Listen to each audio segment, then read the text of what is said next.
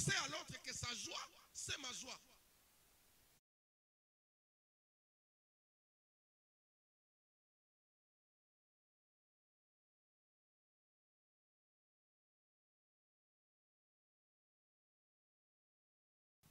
Que Dieu vous bénisse. Alléluia. Est-ce qu'on peut acclamer encore pour Jésus?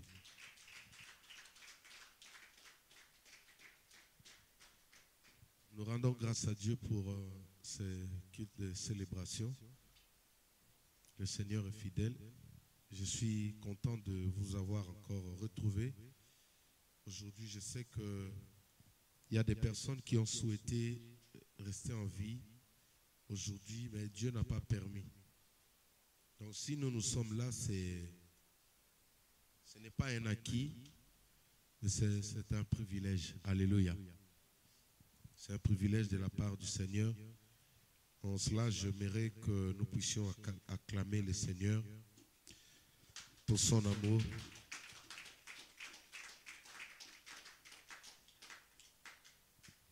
Alléluia. Donc, nous sommes en train de parler sur le signe du temps, qui est un thème aussi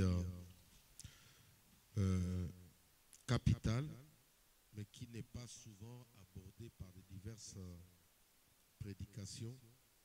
Souvent, on essaie de le zapper pensant qu'elle peut affaiblir, elle peut démotiver les gens, elle peut pousser les gens même à fuir l'église. Mais ce sont vraiment des enseignements très capitaux parce que nous devons savoir que nous sommes des ambassadeurs sur terre. Un ambassadeur, c'est un envoyé spécial, quelqu'un qui va représenter les valeurs de son pays dans un autre territoire. Alléluia. La Bible dit que nous sommes ambassadeurs. Nous sommes sur la terre, mais nous ne sommes pas citoyens de la terre.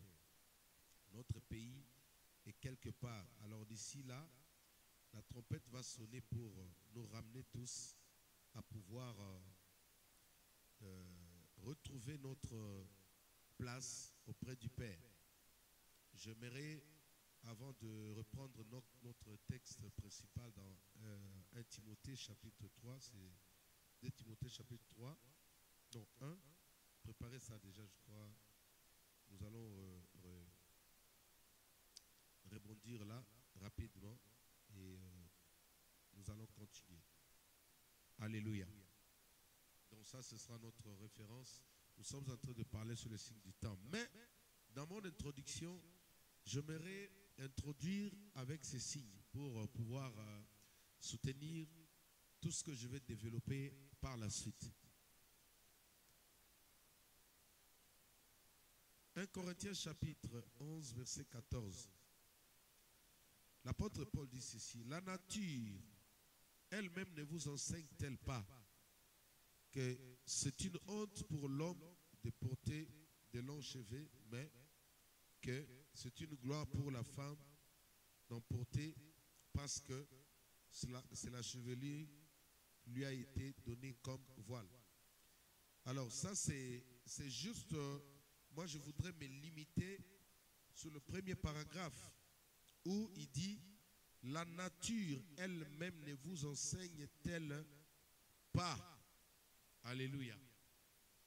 J'aimerais prendre juste cette phrase pour introduire non exposé en disant que Dieu, dans ces temps de la fin, il a deux pédagogues principaux, deux professeurs, deux prophètes dont l'Église oublie de mentionner même dans leur prédication. Le premier prophète s'appelle la nature. Dis avec moi la nature. Dis avec moi plus fort la nature. Jésus dit, quand vous voyez le ciel s'obscurcir, quand vous voyez les nuages noirs remplir le ciel, vous savez que bientôt il y aura la pluie, il y aura orage. Amen.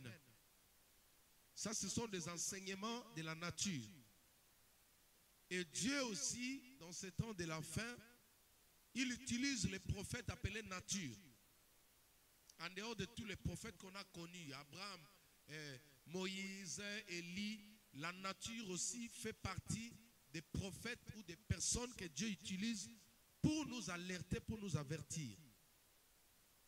Il dit, la nature ne vous enseigne-t-elle pas? C'est-à-dire, un homme normal qui a l'esprit de Dieu doit avoir le temps de discerner le mouvement de la nature. Parce qu'elles émettent des messages. Comme là, quand vous voyez, on n'a vraiment pas de soleil. Alléluia. Ça doit nous inspirer quelque chose. Alors dans Matthieu chapitre 24, la Bible explique, on dit que vers le temps de la fin, il y aura des tempêtes. Il y aura des tremblements de terre. Alléluia. Le réchauffement climatique en fait partie.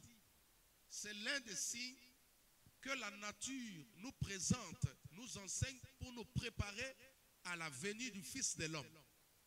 Le retour de Jésus est certain.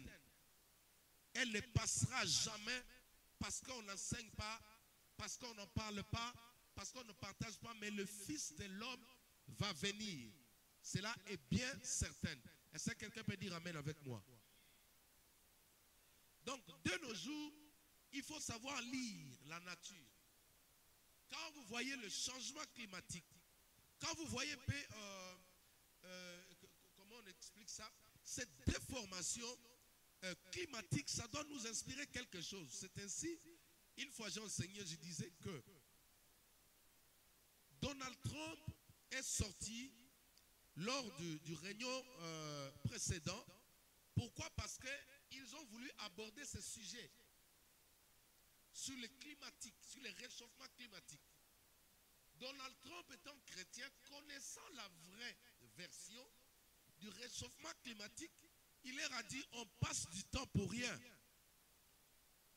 Parce que ce sont des choses qui sont écrites, c'est une prophétie, elle va s'accomplir que vous le voulez ou pas. Un homme ne peut pas l'arranger.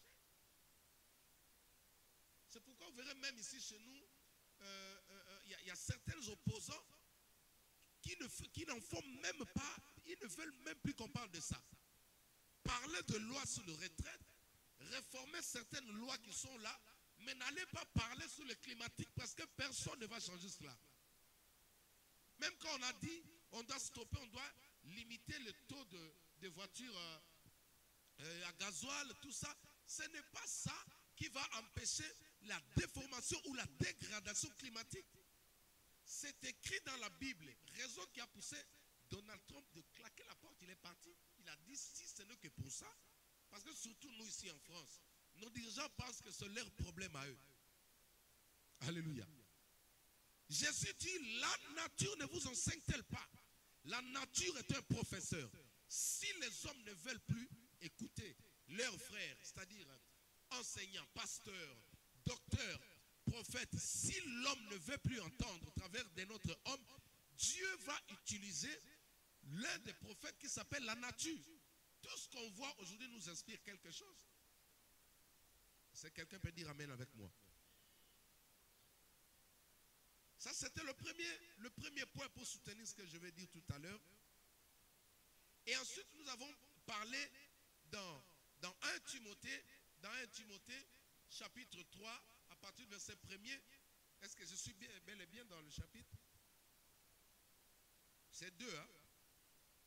C'est 2 Timothée. Ok. Est-ce que tu peux venir nous faire la lecture rapidement? Pendant qu'il arrive, on acclame le Seigneur. Ramène votre pupitre ici. Nous allons suivre la lecture.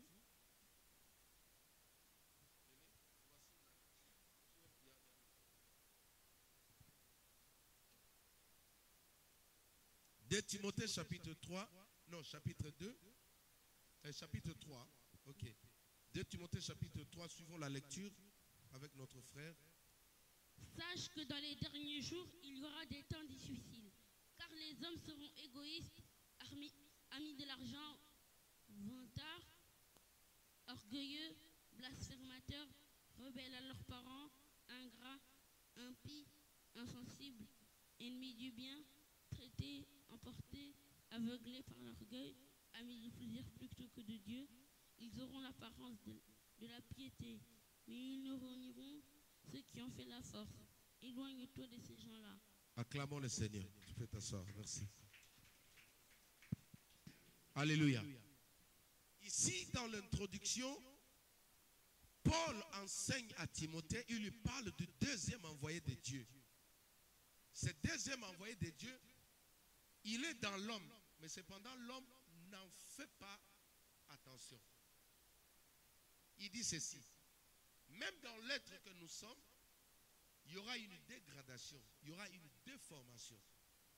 C'est-à-dire, il y aura des choses qui vont se manifester dans la nature de l'homme, mais dans l'unique but d'enseigner les vrais enfants de Dieu que le Seigneur est à la porte.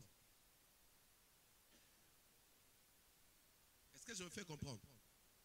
Il dit, sache que, il s'adresse à Timothée son fils. Sache que dans le dernier jour, il y aura des temps difficiles. Car les hommes seront égoïstes.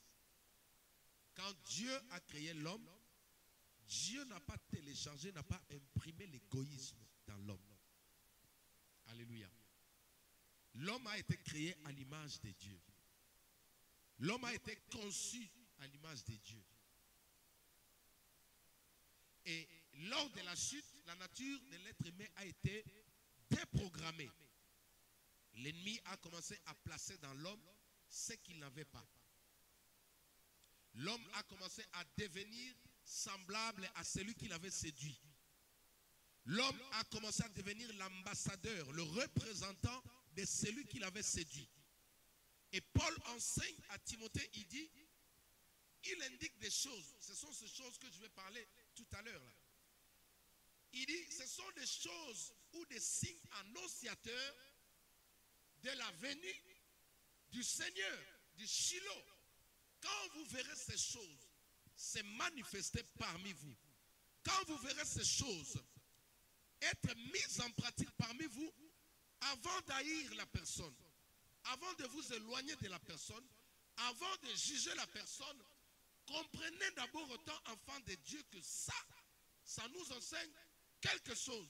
C'est-à-dire, ce sont des signes précurseurs ou des protocoles qui dévancent. Quand un chef d'État veut venir visiter une personne, il envoie d'abord ses émissaires. C'est-à-dire, cet organe de la sécurité, le protocole en fait partie. Quand Macron veut venir vous visiter à Sucy-en-Brie, vous allez constater qu'il y aura des personnes qui viendront vous rendre visite. Pour essayer un peu de sonder l'état de votre maison, connaître, voir un peu vos toilettes, elles sont comment, la télé, elle est comment, si elle est toujours en noir et blanc comme celle qu'on avait l'autre fois. C'est-à-dire qu'on va essayer de ramener un standard par rapport à la personne qui va vous visiter. Est-ce que quelqu'un m'entend? C'est ainsi que la venue du Christ est précédée de ces choses. Avant de juger une personne, toi qui as l'Esprit de Dieu, soudainement quand tu vois le comportement de celui ou de celle qui était avec vous changer, cherche un peu à aller dans le monde du discernement. Alléluia. Cherche à comprendre le Seigneur pourquoi il est devenu comme ça. Pourquoi il a changé comme ça. Et tu verras que même l'homme lui-même, dans l'homme, Dieu a déjà placé. C'est pourquoi Daniel a raison, il a dit, il arrivera un moment où l'homme ne pourra pas enseigner son frère. Personne ne pourra enseigner l'autre. Parce que dans ce temps de la fin, ce n'est pas seulement l'ennemi qui est en train de s'aimer des mauvaises semences, mais Dieu aussi, il est en train de mettre certains enseignements. Il arrivera un moment donné, tu peux venir avec la Bible ouverte, mais tu essayes de ramener les gens à gauche, ils vont te dire non. Moi, je ne connais pas la parole comme ça. Parce que le temps devient tellement difficile, le diable travaille, mais Dieu n'a pas croisé les bras. Alléluia. C'est pourquoi j'ai toujours dit aux gens qui reçoivent des messages disant que le diable est debout, le diable est debout. Mais lui, il vient d'être debout. Mais celui qui est en toi et en moi a déjà été debout depuis le commencement. Donc, il sera toujours en retard. En français, on dit il a soutouqué. Quand il soutouque comme ça, il vient trouver déjà celui qui a créé déjà debout bien avant. C'est ça, non? Alléluia. il ne peut jamais devancer Dieu. Jamais. Donc ce sont des signes liés à l'homme, liés à la personne. De toi-même, tu peux sentir que tu commences à manifester des comportements bizarres. Comprends aussi que cela annonce la venue du Fils de l'homme. Est-ce qu'on peut acclamer le Seigneur? Gloire à Dieu. Nous sommes dans 2 Timothée chapitre 3 à partir du verset 1er jusqu'au verset 5e. Alors, nous allons voir ce matin le retombé de l'égoïsme. Le retombé de l'égoïsme. C'est-à-dire les éléments ou les composants de l'égoïsme. Le retombé de l'égoïsme. Ceux qui marchent ou ceux qui viennent ou les petits enfants de l'égoïsme. Les petits frères, les petites sœurs de l'égoïsme. Alléluia. Donc, le retombé de l'égoïsme. J'aimerais d'abord définir brièvement l'égoïsme, comme nous l'avons dit le dimanche dernier. L'égoïsme veut dire quoi? Selon la définition, l'attachement excessif porté à soi-même et à ses intérêts, au mépris des intérêts des autres. Alléluia. Quand un enfant de Dieu s'attache trop à lui, c'est pas mauvais. Alléluia. C'est pas mauvais de prendre soin de soi. C'est pas mauvais de prendre soin de lui, parce que de nos jours, il y a des personnes qui s'oublient. Quand tu t'oublies aussi pour les autres, c'est encore un péché. Alléluia. C'est-à-dire qu'il faut toujours faire l'équilibre. Voilà. Faire toujours l'équilibre. Eux, ils sont en bonne santé, toi tu es en bonne santé. Ils sont bien, toi tu es bien. Ils sont calmes, toi tu es calme. Il faut toujours jouer la notion de l'équilibre. Alléluia. L'attachement excessif à soi-même, c'est-à-dire que je veux tout recevoir, que moi, que moi, que moi, que moi. Ça s'appelle de l'égoïsme. Un enfant de Dieu doit avoir un cœur ouvert.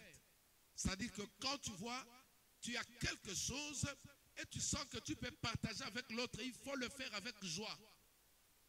Ça a été la force de l'église primitive. Dans les Actes des Apôtres, chapitre 2, on dit qu'ils demeuraient ensemble.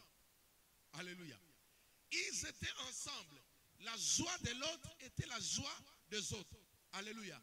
Quand l'autre pleurait, les autres aussi pleuraient. Raison pour laquelle, quand Tabitha est décédée, cette femme, toute l'église était en larmes. Ce n'était pas seulement la famille biologique de Tabitha qui a pleuré. C'est l'église qui a dit non. Tabitha ne va pas entrer dans la terre. C'est l'église, cette famille-là, cette communauté. La Bible dit ils demeuraient ensemble dans les enseignements, dans la fraction des pains, dans l'adoration. Tous ils étaient ensemble. L'ennemi ne pouvait pas porter la main sur l'un d'eux. Et quand ils ont vu cette femme qui donnait beaucoup à l'église, qui soutenait les autres, qui allait rendre visite, qui communiquait la joie quand quelqu'un venait à l'église, dès qu'ils croisaient Tabitha, elle remotivait, elle boostait les gens. Quand ils ont vu ça, ils ont dit non, on ne peut pas manquer Tabitha, c'est-à-dire, monsieur la mort, tu as oublié l'adresse. Quand Tabitha était par terre, toute l'église s'est mise encore ensemble. Alléluia. Ils ont dit à Dieu, papa, nous parlons ici en tant que tes enfants. Nous sommes de la race d'Ézéchias que tu as exaucé l'autre fois. Nous avons le pouvoir de dire non à la mort. Ils ont dit, Père, elle ne partira pas. Parce que de nos jours, entre guillemets, il y a des morts prématurées, il y a des morts précoces que Dieu n'est pas à l'origine. Des chrétiens Job qui savent dire en premier, Dieu a donné, il a pris. Est-ce que dans la Bible, c'est Dieu qui avait tué les enfants de Job? Donc notre frère là-bas, il était un peu ignorant. Parce qu'on est venu l'apprendre qu'un feu est descendu du ciel, il a brûlé tout ce que tu avais, directement lui dit, Dieu a donné, il a pris. Est-ce qu'un ange t'a dit que c'est Dieu qui a pris ça? C'était le diable qui détruisait. Alléluia. Ils ont dit non, Tabitha ne peut pas partir. Quand ils ont prié, Dieu du haut des cieux, il a entendu la voix de ses enfants. C'est pourquoi toute cette semaine, je suis en train de dire que ton Isaac ne mourra pas. Enfant de Dieu, tu y as la capacité. Non, j'appelle ça privilège. Tu as le privilège. Quand tu parles à Dieu, quand tu dis papa, je ne veux pas de la nourriture pimentée, il change. Une fois j'étais avec mes enfants au KFC, on arrive là-bas, je un peu, selon mon goût, j'ai pris des trucs un peu pimentés là. Mais quand ils ont essayé comme ça, ils disent, papa, on ne mange pas ça. Bon, ils avaient fait bien comme c'était resté beaucoup. On a mangé avec ma femme, on était bien rassasiés. Mais au moins à la fin, on est rentré chercher ce qui n'était pas pimenté. Alléluia. Quand un enfant de Dieu connaît ce droit, il parle à Dieu, Dieu entend. Sans faire de contours, même si tu n'as pas d'argent, même si tu n'as pas donné quoi que ce soit, mais en tant qu'enfant de Dieu, quand tu dis papa, moi je veux, s'il le fait. Est-ce qu'on peut acclamer le Seigneur? Donc, l'église a dit non, elle ne peut pas partir. Nous avons le pouvoir ici. Nous là, si on prie pour une personne qui a été maudite, même par ses ancêtres, si toi et moi, on s'élève, on dit, on t'est béni, la personne sera bénie. Hein? Je n'ai pas entendu ton amen. Ils peuvent ensorceler une personne. Si nous ici, tel que nous sommes là, papa dit non, maman dit non, les enfants disent non, on prie la personne là, il sera béni.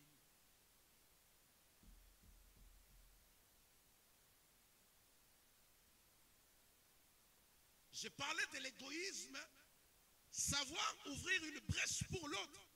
Penser à l'autre que sa joie, c'est ma joie. Je suis béni, l'autre aussi est béni. Ce que j'ai peut aussi aider l'autre.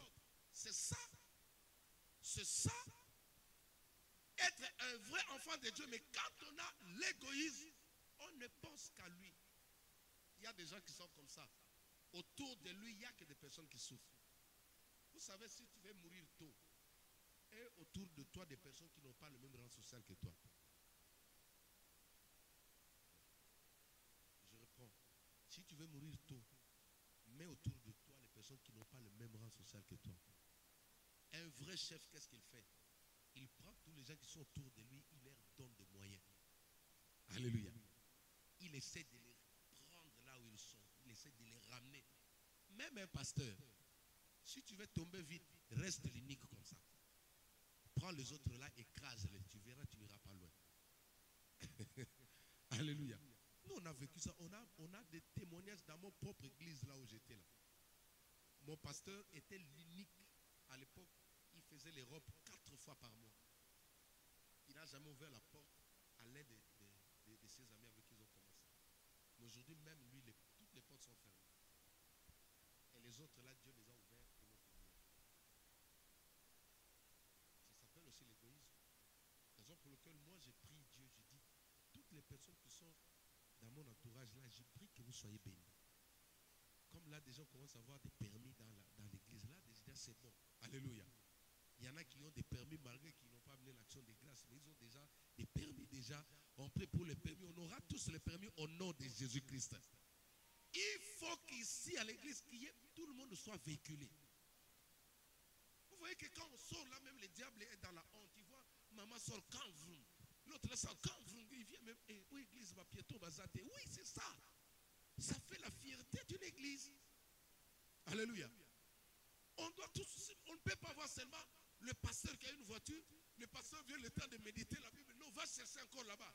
Va faire. Non. Je dois prier pour que vous arriviez là où je suis. Et quand, vous savez, même dans une équipe, je vous donne des exemples basiques pour comprendre. Dans le football, quand vous allez sur le terrain, quelqu'un qui vient vers vous, il n'a pas le même tenue que vous là. Il est qui? C'est votre adversaire. Donc, c'est lui qui finira par vous compliquer. Il va vous créer des problèmes. C'est pourquoi on exige dans le foot que l'équipe s'identifie par sa tenue. Alléluia. Donc, ça, c'est une manière de sécuriser aussi l'église. Si nous sommes tous bénis, moi, pasteur, quand je monte, je dois monter avec les autres. Quand Jésus est monté, la Bible dit qu'il est descendu, il a pris des gens de captifs, il est monté avec eux. Alléluia. Jésus n'a pas laissé ses apôtres, il est parti déjà avec eux, c'est-à-dire ils sont sur terre, mais il vit là-bas. Le seul moyen de neutraliser ce virus-là, l'égoïsme, c'est ça. Savoir penser aux autres. J'ai un ami qui vient d'arriver du bled, voilà. Il n'a pas de travail. Au lieu de donner, c'est pas mauvais. À un certain moment, j'ai fait tout pour lui ouvrir une brèche. Comme récemment, je faisais les démarches pour une personne qui était dans l'église. Je suis allé contacter des gens pour m'aider à avoir une promesse d'embauche. Alléluia. Sans que la personne le sache. Parce que moi, j'ai tapé 8 ans au blanc. Je sais ce que ça fait. Hein? Parce que les enfants de Dieu ne restent pas en noir. Moi, j'étais au blanc. Alléluia. 8 ans, donc il fallait être courageux pour s'en sortir.